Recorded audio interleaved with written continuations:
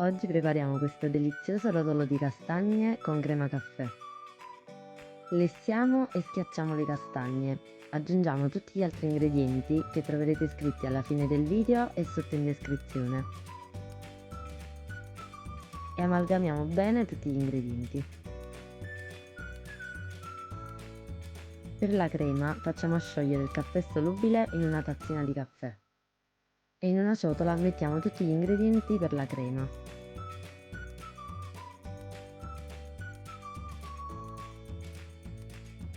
Aiutandoci con la carta da forno, stendiamo l'impasto di castagne dandogli una forma rettangolare e dallo spessore di circa 2 cm. Stendiamo la crema e ne lasciamo un poco per la decorazione finale.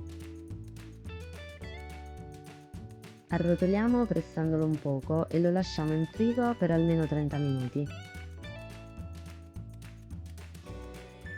E una volta freddo lo decoriamo.